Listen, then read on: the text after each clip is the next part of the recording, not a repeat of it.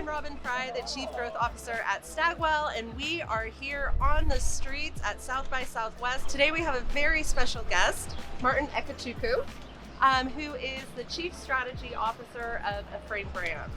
Such an inspiring company. You are doing so much. Can you tell the world a little bit about your background as well as a little bit about the company?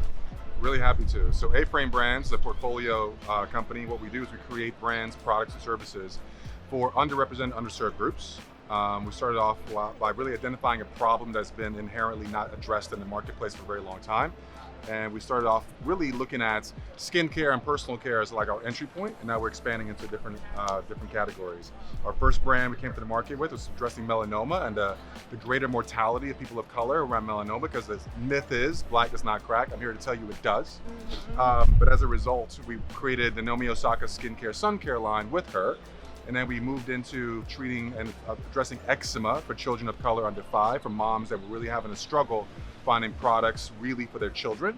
And we created Proudly with Gabrielle Union and Dwayne Wade, the actress and the MVP Hall of Fame basketball player. And our most recent one, we actually just launched less than a month ago now, it's called Loved One with John Legend. It's a non-gender specific, moisture-rich, grooming and personal care line that's actually in all CVS's, 2,000 CVS's, 1,000 doors at Walmart. And the other 2 are in Target and in Walmart, so go look for it. Well, what accomplishments are you most proud of? I mean, listen, we are a 2.5-year-old company, and we brought 3 products to market with 3 separate retailers in 18 to 20 months. I would say that just living in this ecosystem is our biggest accomplishment.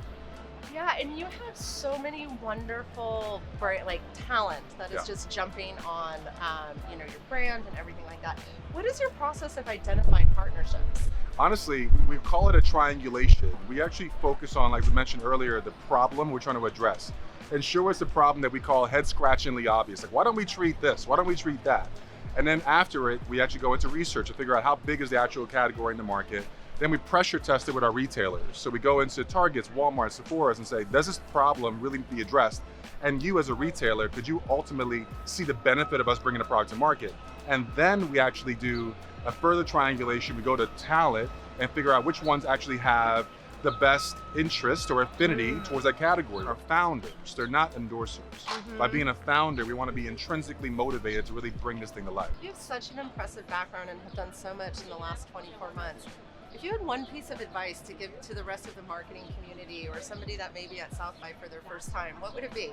My biggest piece of advice, honestly, is to leverage your network as much as possible. Ask questions, and to don't be okay with sharing the problems that you're having and the goals that you set, or even the challenges that are in front of you immediately need to be addressed. Because I feel like us as marketers and people, especially within this particular space we play in, we all want to help each other.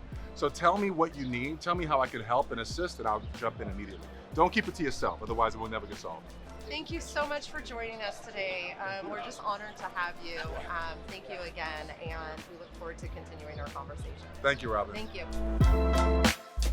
you.